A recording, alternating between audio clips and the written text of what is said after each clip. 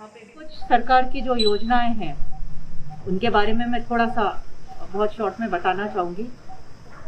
सबसे पहले तो आयुष्मान योजना को माननीय मुख्यमंत्री जी ने थोड़ा विस्तृत किया है, उसको 40% बढ़ाकर ऑलमोस्ट उसका पेमेंट प्राइवेट हॉस्पिटल्स को उस लेवल का कर दिया जो एक प्राइवेट हॉस्पिटल में प्राइवेट डॉक्टर एक मरीज से लेता है, उतना देना सुनिश्चित किया ताकि डॉक्टर्स को भी नुकसान नहीं हो और डॉक्टर्स भी आनाकानी ना करें आयुष्मान कार्ड के लोगों को लेने के लिए।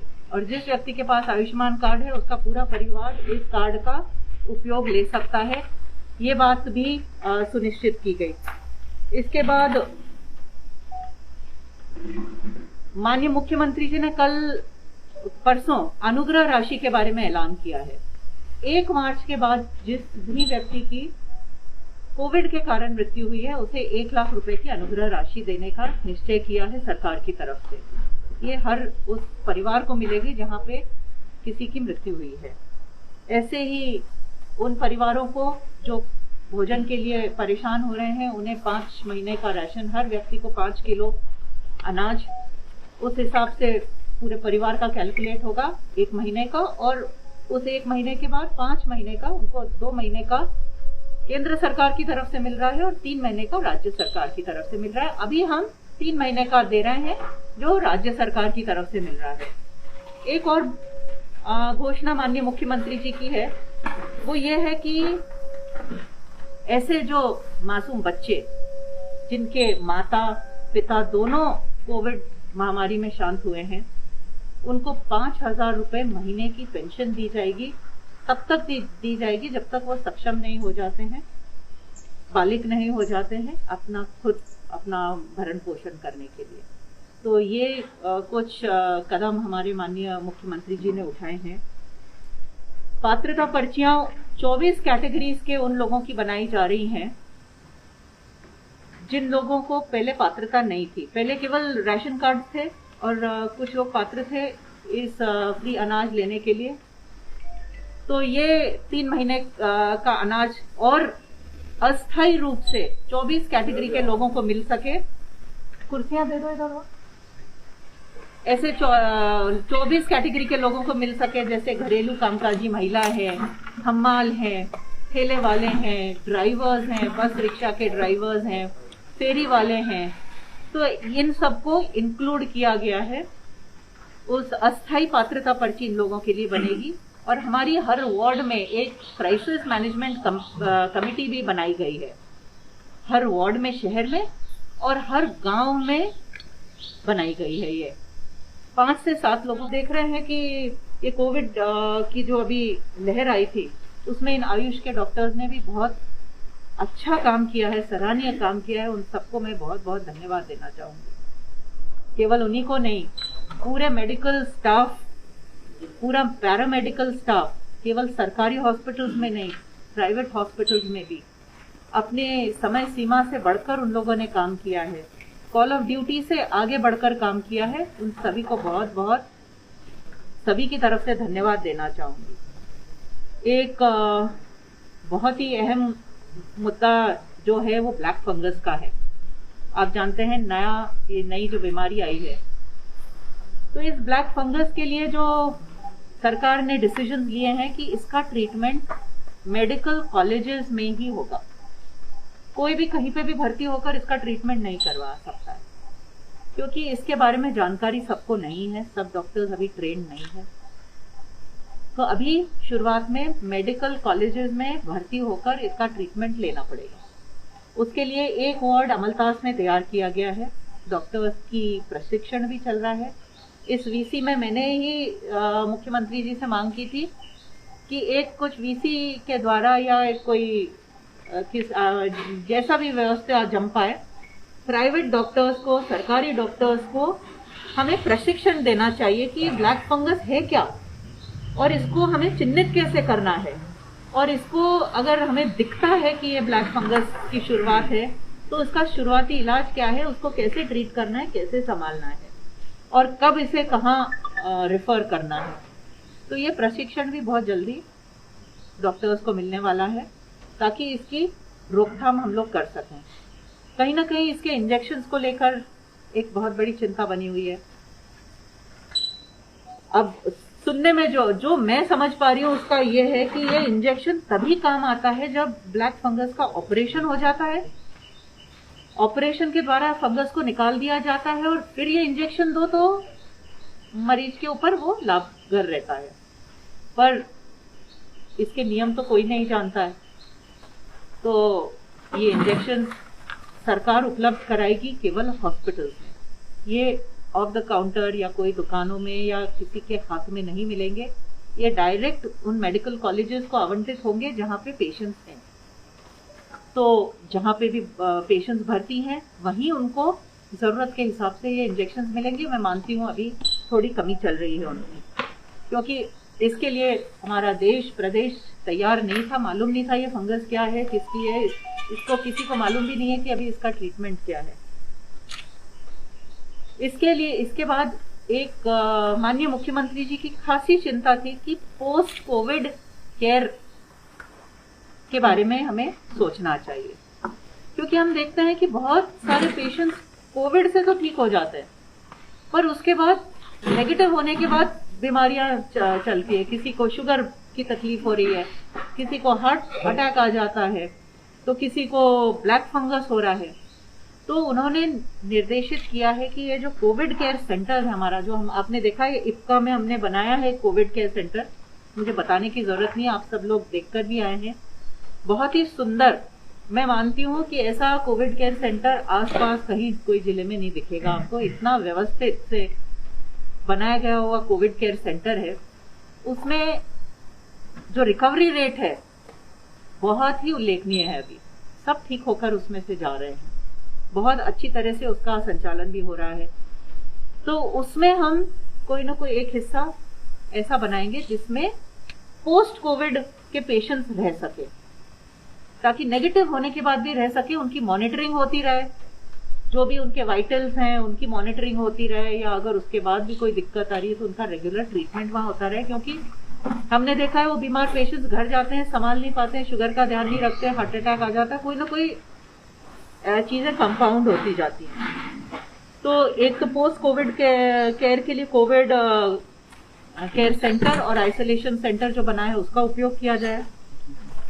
हमें हमारी तीसरी लहर के लिए, हम नहीं जानते हैं आने वाली है या नहीं आने वाली है तीसरी लहर, क्योंकि उसका हाइप बना हुआ है कि तीसरी लहर आने वाली है, अक्टूबर में आने वाली है, नवंबर में आने वाली है, दिसंबर में आने वाली है, कब आएगी हमें नहीं मालूम है।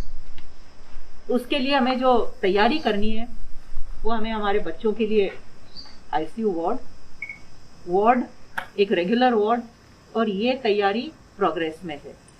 सरकार की तरफ से 25 लाख अलग से बच्चों के वार्ड के लिए आए हैं, उसको ठीक करने के लिए और उसकी व्यवस्थाएं सुधारने के लिए। उसके बाद पीडियाट्रिक डॉक्टर्स जो हैं, बच्चों के डॉक्टर्स हैं, उनको भी टाइम पे वीसी होगी और उन लोगों को भी प्रशिक्षण होगा और उनको भी तैयारी दी जा रही है। उनको भी सब प्रशिक्षण दिया जाएगा कि अगर ये महामारी आती है और बच्चों को लगती है तो इसको कैसे चिन्हित किया जाएगा, कैसे ट्रीट किया जाएगा। क्योंकि आज ना तो बच्चों की टेस्टिंग होती है और मालूम ही नहीं पड़ता है कि बच्चों को हुआ है, और अपने आप ही बच्चे, भगवान की दया से बच्चे ठीक हो जाते हैं।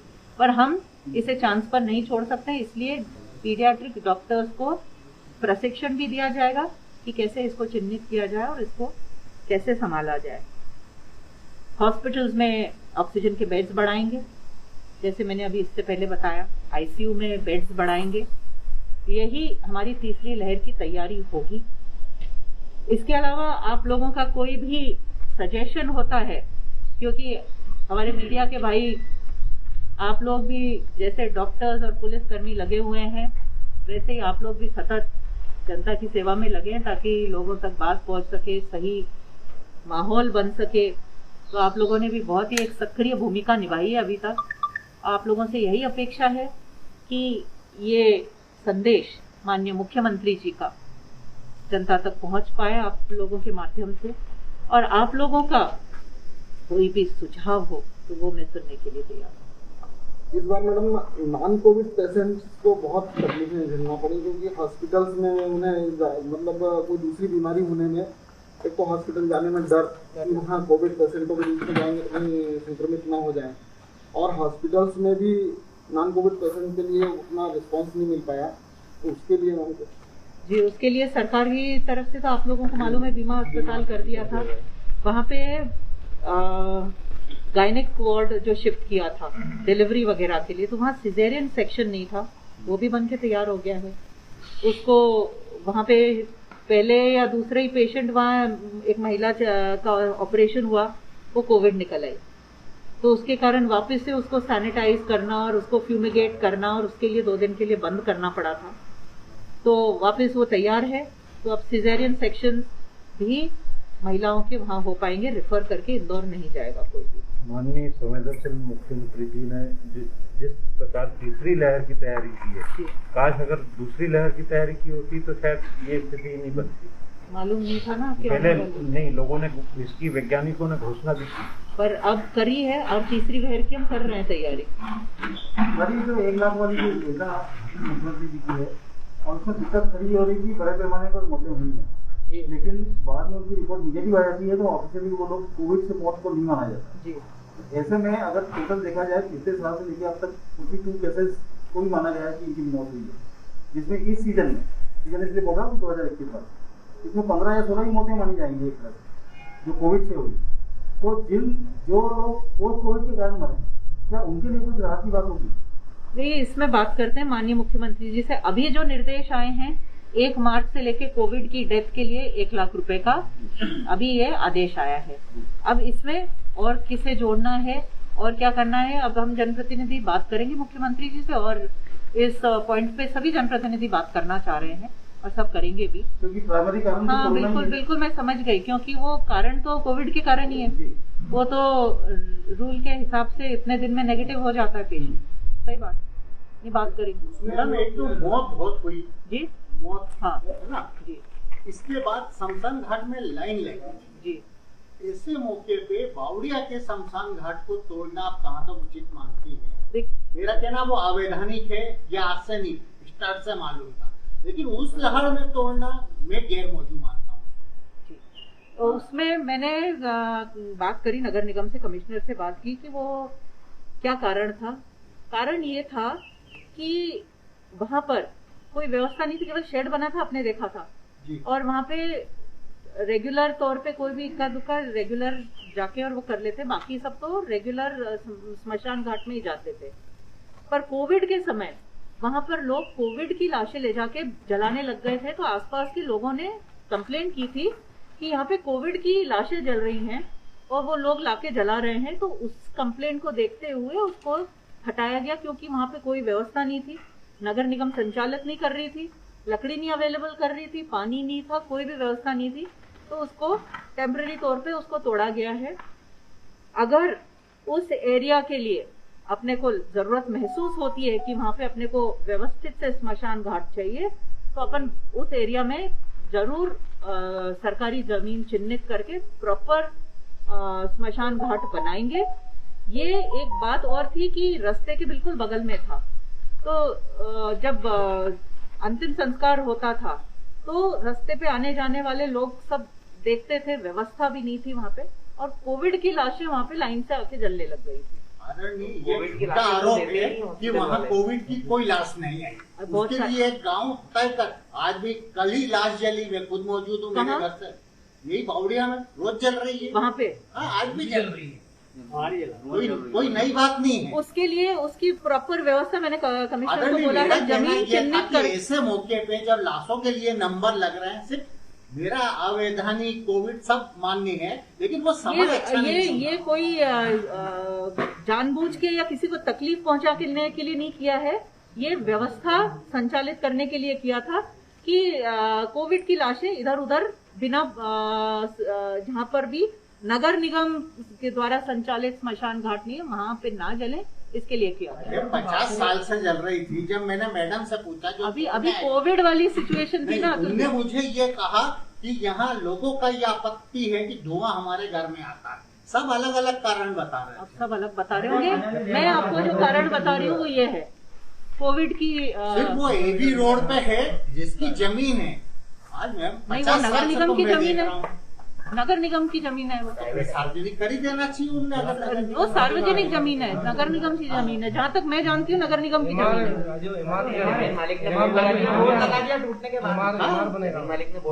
है। इसकी मैं पूरी तरह से जांच करवाती हूँ। आप लोगों ने इस बात को बोला, इसकी मैं पूरी तरह से जांच करा के कमिश्नर से रिपोर्ट टूटने के अगले दिन बोर्ड लगा दिया था जमीन मालिक ने। मैं ऐसा लगा जैसे उसने खाली करवाया हो। मैं इसकी पूरी जांच। मेरा उसमें आपत्ति यही थी, मैडम से भी मैं बोला कि गलत समय आप 15 दिन बाद तोड़ देना इसको। मैंने बोल दिया अतुल भी, मैं इसकी पूरी जांच करा के मैं रिपोर्ट मंगवा लेती हूँ। और कोई बात? इस तरह भी आप बात कर रहे थे आनंद लेयर की बच्चों को लेकर। वर्तमान में अगर अपन जिला चिकित्सालय की बात करेंगे तो शिशु रोग विशेषज्ञ कितने आपको जानकारी है कुछ?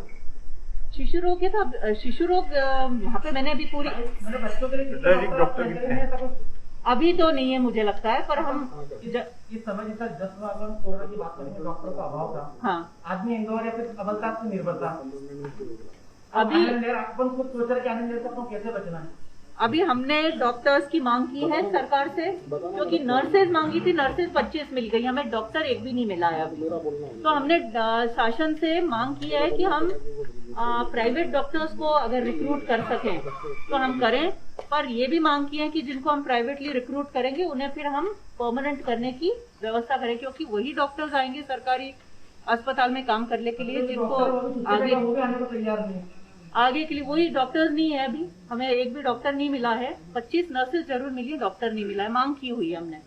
अभी 2 दिन पहले घटनाक्रम हुआ है, 5 साल का बच्चा जो है वो इलाज के अभाव में मर गया। पूरे अस्पताल में रात को प्रतिदिन दौड़ता है, किसी ने उसको भर्ती नहीं किया। तो इस तरह के अन्य बीमारियों से जो बच्चे पीड़ित हो रहे हैं उनके लिए कोई व्यवस्था ही नहीं बन रही शहर में। तो सभी जो है कल की जो घटना, कल परसों की जो घटना हुई है उसने सभी को हिला के रखा है। उसके लिए कलेक्टर से बोल के हमने उस हॉस्पिटल के अगेंस्ट जांच खुलवाई है, पूरी जांच होगी। और अगर वो हॉस्पिटल में डॉक्टर्स या वो हॉस्पिटल दोषित पाया जाता है कि उन्होंने उस बच्चे को वापस किया है, ट्रीटमेंट नहीं किया है, या मना कर दिया है किसी डॉक्टर ने उसको ट्रीटमेंट करने के लिए, कड़ी से कड़ी कार्रवाई होगी। ये कलेक्टर साहब पहले भी बोले, प्राइम हॉस्पिटल में एजीएम साहब जांच करने गए, उसने कॉपरेट करने से इनकार साफ कर दिया। और बिल्कुल आज भी वहाँ पे कोई सूची नहीं टांगी है प्रदेश शासन की कि इस ऑपरेशन के इतने पैसे लगते हैं। उसके ऊपर तो बहुत कड़ी कार्रवाई की थी। अभी भी आपको लगता है कि कोई सुचारू रूप से नहीं चल रहा, बिल्कुल बताएं, उस पर करेंगे कार्रवाई। अच्छा, एक सवाल ये है कि थोड़ा ताला जरूर है, लेकिन पीड़ित जो होता है 15 महीने की कांग्रेस की सरकार जब थी तो उसने संबल योजना को सस्पेंड किया या जो भी उसको संज्ञान अलग तरीके से लिया, वापस आपकी सरकार आई। इन 15 महीनों के अंदर ऐसे कई पात्र हैं जो संबल योजना के पात्र होते यदि रिजल्ट नहीं निकालते, आज की तारीख में वो लोग भटक रहे हैं कि हमको, क्योंकि सरकार आपकी आ गई तो आपसे उम्मीद कर रहे हैं वो लोग कि हमें वो संबल योजना के तहत जो लाभ हमेशा मिलता है लोगों को, इन 15 महीनों के अंदर अगर वो पीड़ित है तो भी उनको लाभ दिया।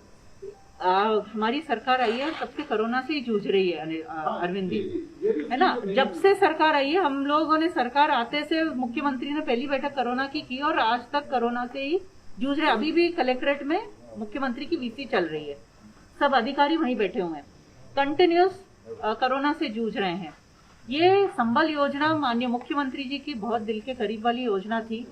हम लोगों ने इसे बहुत ही मन से चालू किया था और आप आश्वस्त रहिए, जिनको इसके लिए पात्रता है, जो पहले जुड़े हुए थे वो जुड़े रहेंगे और जो आगे भी जुड़ सकते हैं उन्हें भी हम लोग जोड़ेंगे, ये मेरा वादा है। राजा, आपने बताया 10 बेड का आईसीयू जो तैयार हो रहा है और आपने बोला शासन से उसका पैसा गया, तो ये कब तक तैयार हो जाएगा? और उसके बाद कई योजनाओं में ऐसा रहता है भ्रष्टाचार की भेंट लग जाता है, तो इसके लिए क्या मॉनिटरिंग रही कि 10 बेड का व्यवस्थित आईसीयू बन जाए, ताकि आपने कहा भगवान न करे किसी देर आए तो बच्चे को लेके इंदौर या कहीं दौड़ना नहीं पड़े। आप और हम ध्यान रखेंगे ना। नहीं तो इसकी मॉनिटरिंग भ्रष्टाचार की, अब हम तो पता नहीं ना कितना पैसा आया, कहाँ लग रहा है, क्या बिल पे चेक नहीं करेंगे, तो इसकी अभी तो 25 लाख आए हैं और उसमें काम चालू हुआ है और मैं पूरी तरह से लगी हुई हूँ कि ये जल्दी से जल्दी काम हो और ये बनकर तैयार हो जाए।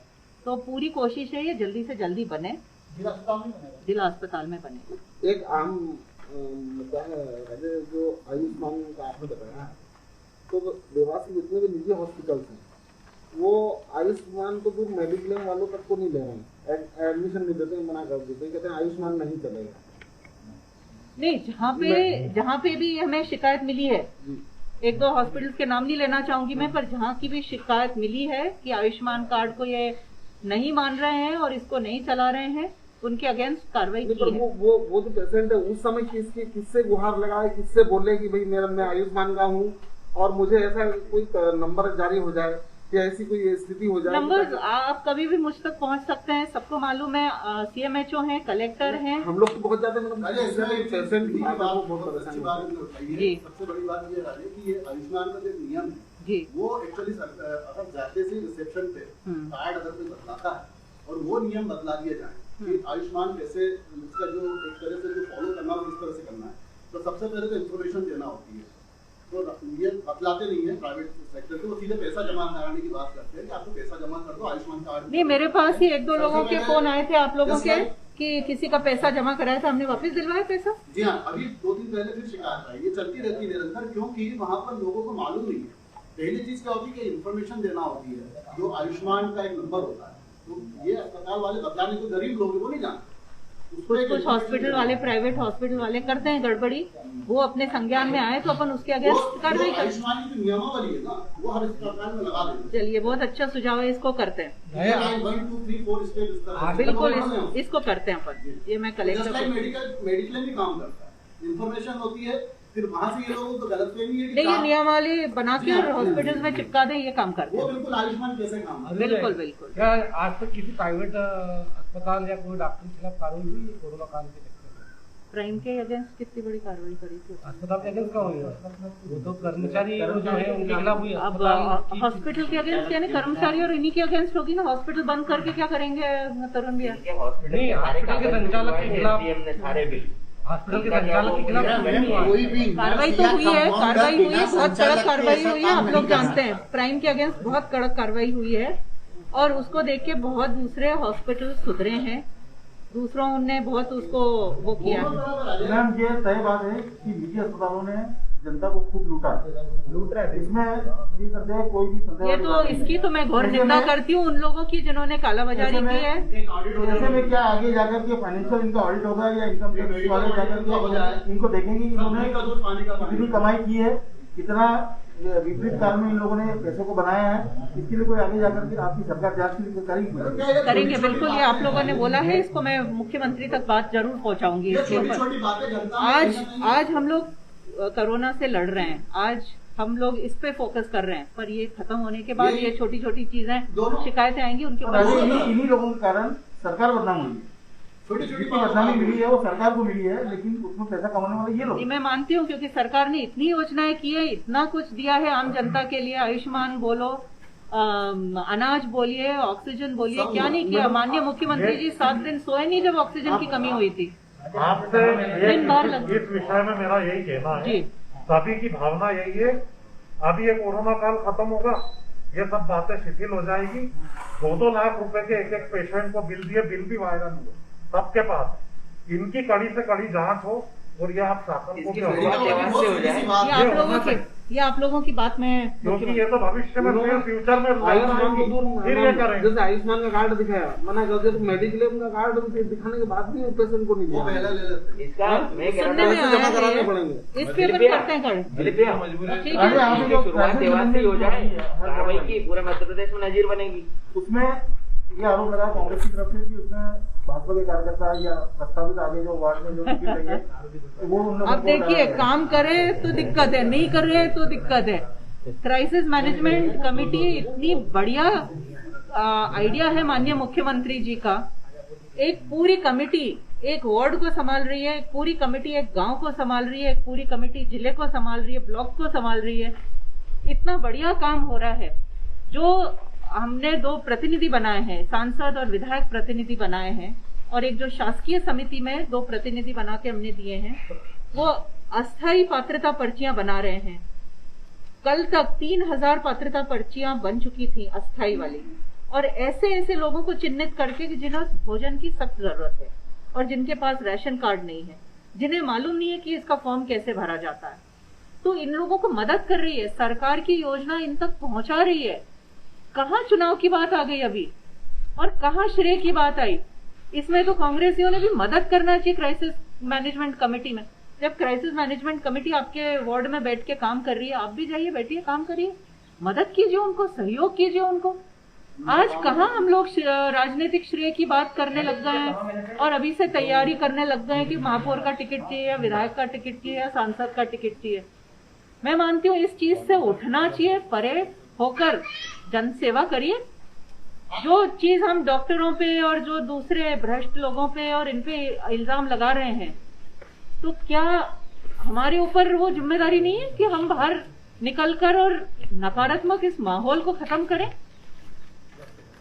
कोई अच्छा काम हो रहा है। जिला अस्पताल में बेड भी खाली हो गई जी, लेकिन अभी सीजर ऑपरेशन मतलब प्रसूति के लिए जो महिलाएं जा रही है उनसे नहीं हो रहा। एक प्रकरण आपकी वजह से आया, आपने 5,000 उसके बाद चालू करवा दिया मैंने। अच्छा होगा क्या? उसके बाद मैंने अभी वही बोला, बीमा अस्पताल को दम नहीं हो रहा। नहीं, देखिए एमजी में अपन नहीं चालू कर रहे हैं, उसको केवल कोविड हॉस्पिटल बना के रखा है। कारण क्या है कि 30,000 रुपए लगता है, 30 से 35,000। वो महिलाएं अगर बीमा में चली जाएंगी तो वहाँ प्रॉपर ऑपरेशन थिएटर बनाते हैं। वो जो एक महिला आई थी ना, उसको मैंने स्वेच्छा निधि से मैंने पैसे 2 चेक दिलवा दिए थे। 30,000 में, लेकिन अभी हमारे एक धीरज सेन पत्रकार है, उसकी ही नहीं, पर अब है ना, आप बता सकते हो कि बीमा अस्पताल में बीमा अस्पताल होके आया हो, लेकिन बोले भैया वहाँ तो नहीं, अभी 2-3 दिन पहले चालू हुआ है ऑपरेशन थिएटर। वो बंद हो गया था क्योंकि वहाँ पे एक प्रस्तुत महिला का कोविड निकली, तो वो 2 दिन के लिए ऑपरेशन थिएटर बंद करना पड़ा, उनको सैनिटाइज करना पड़ा, पूरी फॉगिंग वगैरह करा वो सब, तो अब वापस चालू हो गया। मैंने कल ही उसकी जानकारी ली।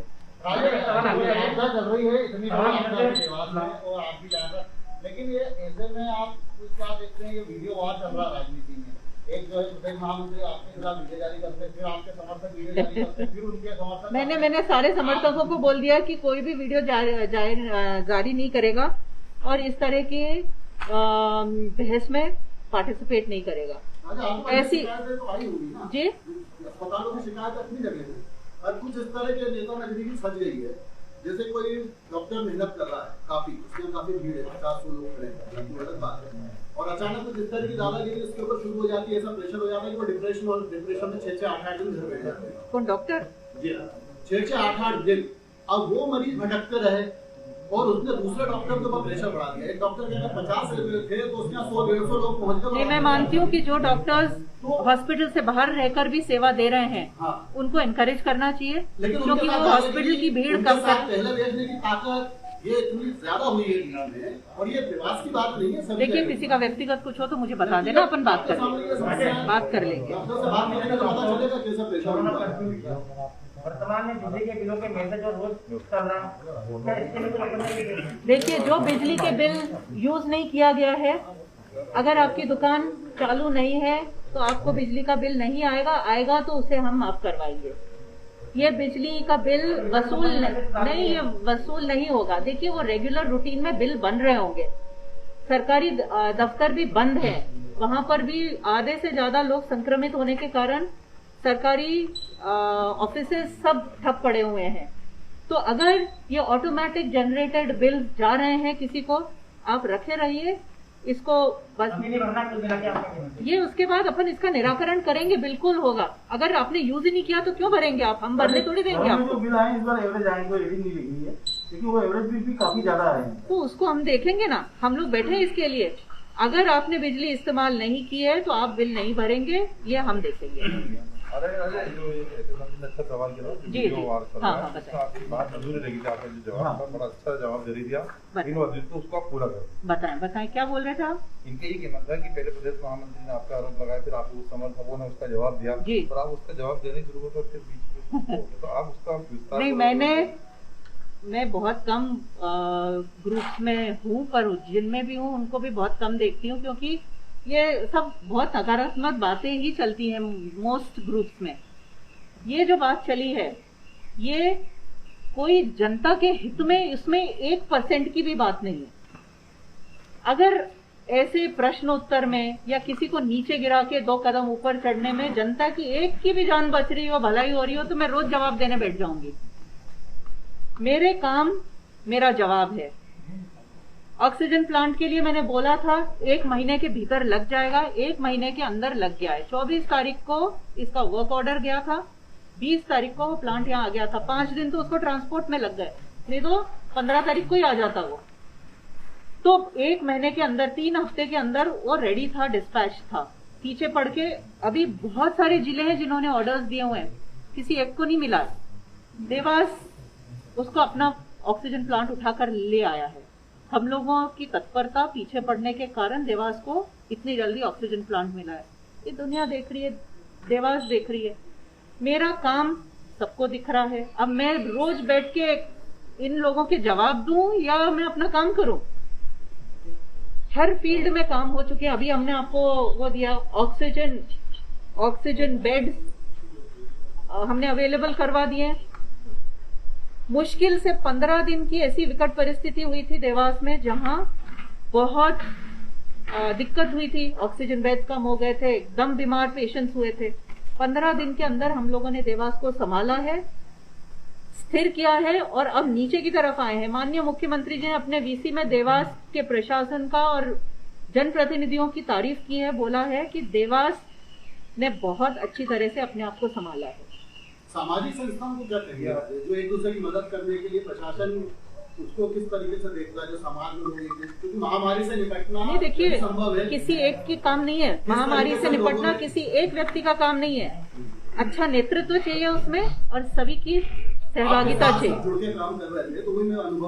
सभी का सहभागिता चाहिए और अच्छा नेतृत्व। हमें अच्छा नेतृत्व माननीय शिवराज सिंह जी में मिला और सहभागिता देवास की जनता में मिली। 1-2 लोगों को अभी जैसे एहतेशाम भाई ने पूछा, ऐसे माहौल बिगाड़ने वाली घटनाएं होती रहती हैं, उससे उठकर हम आगे चले। 20 लाख दिए जी, ये 14 तो वो कब तक लगेगा और क्या उसमें टाइम लगेगा। उसमें टाइम लगेगा, उसका ऑर्डर प्लेस हो रहा हो गया, उसको आने में टाइम लगेगा। 2-3 महीने तो लगेगा। 2-3 महीने 1 तारीख से क्या प्लानिंग की है? अनलॉक होगा, फिर एक खतरा पैदा होगा कि 1 तारीख के बाद की प्लानिंग अभी नहीं की है। हम अभी 30 तारीख तक का बोला है। 30 तारीख को देखेंगे कि 30 तारीख को क्या सिचुएशन है। देवास की बेहतरी के को देखते हुए हम डिसीजन लेंगे। ये जो वीडियो वायरल हो रहा है वो दोनों तरफ से हो रहा है, उधर से हुआ फिर आपके इधर से काउंटर हो रहा है। आपके लोगों को जवाब दिया ही देंगे ना, को चुप क्यों बैठेंगे कोई? नहीं, लेकिन आपने बोला मैंने मना कर दिया सबको।